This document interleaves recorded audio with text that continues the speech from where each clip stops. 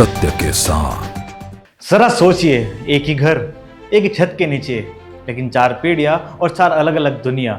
दादी की दुनिया धीमी थी, पापा की दुनिया हमेशा भागती रहती है। हमारी दुनिया मोबाइल और स्क्रीन के अंदर सिमट गई है और जेन अल्फा उनकी दुनिया एआई चला रही है।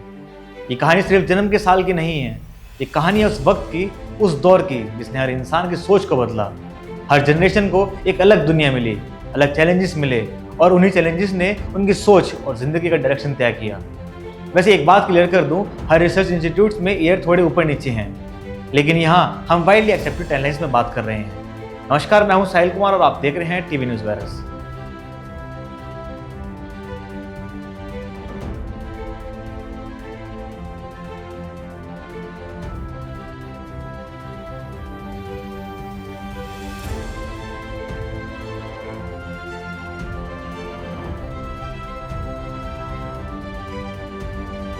सबसे पहले आती है लॉस्ट जनरेशन, जिनका जन्म आंकड़ों के हिसाब से लगभग 1883 से 1900 के बीच में माना जाता है। इनका बचपन उम्मीद भरी दुनिया में गुजरा था, लेकिन जवानी आते आते वर्ल्ड वॉर 1 ने सब कुछ पलट दिया। पुरानी वैल्यूज टूट चुकी थी और नई वैल्यूज अभी बनी नहीं थी। इसी कंफ्यूजन की वजह से इन्हें लॉस्ट कहा गया। ये कमजोर लोग नहीं थे, बल्कि वो लोग थे जिन्होंने अथॉरिटी और सिस्टम पर सवाल उठाए। आर्ट और लिटरेचर में इन्होंने अपनी उलझन और गुस्सा दिखाया। भारत में भी इसी दौर के आसपास आज़ादी की सोच तेज होने लगी थी। इसके बाद आई द ग्रेटेस्ट जनरेशन, जिनका जन्म लगभग 1901 से 1927 के बीच में हुआ। इस पीढ़ी ने पहला ग्रेट डिप्रेशन का दर्द देखा और फिर वर्ल्ड वॉर 2 झेला। पैसे की कीमत और डिसिप्लिन इनके लिए थ्योरी नहीं, जिंदगी का रूल था।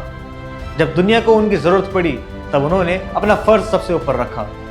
भारत में ये वही जनरेशन है जिसने आज़ादी के बाद एक टूटे हुए देश को संभाला, पार्टीशन का गहरा जख्म सहा और फिर भी ने शुरुआत की हिम्मत रखी। फिर आती है साइलेंट जनरेशन, जिनका जन्म माना जाता है 1928 से 1945 के बीच। नाम से लगता है जैसे ये चुप रहे हों, लेकिन असल में ये लाउड बोलने की जगह सिस्टम को समझकर काम करने वाले लोग थे। इनके लिए स्टेबिलिटी, सिक्योरिटी और लॉयल्टी बहुत इंपॉर्टेंट थी।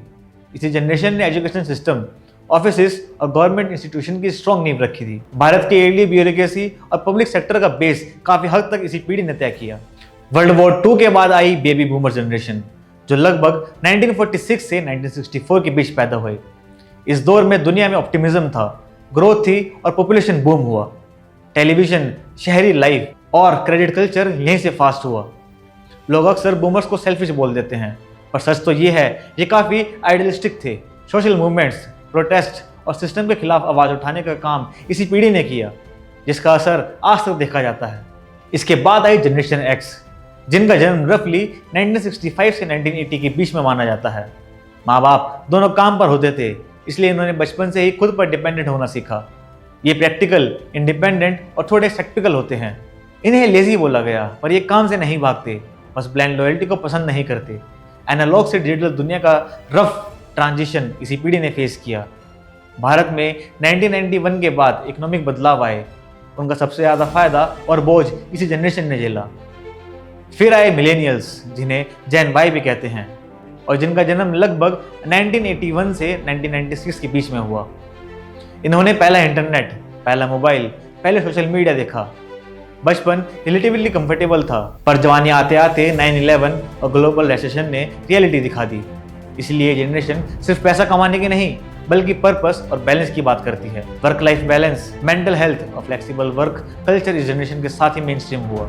उसके बाद आती है जनरेशन जेड, जिनका जन्म माना जाता है 1997 से 2012 के बीच में हुआ। ये पहली तरफ से डिजिटल दुनिया में पैदा हुई जनरेशन थी। इनका अटेंशन स्पैम कम नहीं होता, बस ये चीज़ों को छोटे और फास्ट फॉर्मेट में समझने की आदत रखते हैं। डाइवर्सिटी, मेंटल हेल्थ और क्लाइमेट जैसे मुद्दे पर ये खुलकर बोलते हैं। इनका कम्युनिकेशन रियल और शॉर्ट और विजुअल होता है। और सबसे नई और तेज रफ्तार वाली पीढ़ी है जेन अल्फा, जिनका जन्म 2013 से लगभग 2025 तक माना जाता है। इनके लिए एआई, वॉइस कमांड्स और स्क्रीन कोई नई चीज़ नहीं, बल्कि डेली लाइफ का हिस्सा है। ये सिर्फ कंटेंट कंज्यूम नहीं करते, बल्कि इंटरेक्ट करते हैं और आने वाले वक्त में चीज़ों को डिज़ाइन भी करेंगे। एजुकेशन, हेल्थ और टेक्नोलॉजी का फ्यूचर काफ़ी हद तक इसी जनरेशन के हाथ में होगा। अगर पूरी तस्वीर देखें तो समझ आता है कि हर जनरेशन ने अगली जनरेशन के लिए रास्ता बनाया। भारत ने पार्टीशन का दर्द देखा, ग्रीन रेवोल्यूशन की ग्रोथ देखी, 1991 का इकोनॉमिक बदलाव झेला और आज डिजिटल रेवोल्यूशन की रफ्तार महसूस कर रहा है। लॉस्ट जनरेशन ने संभाला, ग्रेटेस्ट ने बचाया, बूमर्स ने बदला, जेन एक्स ने जोड़ा, मिलेनियल्स ने कनेक्ट किया, जेन जी ने बोलना सिखाया और जेन अल्फा वो दुनिया को डिज़ाइन करेगी। पीढ़ियाँ दुश्मन नहीं होती, बस वक्त के साथ खुद बदल जाती है।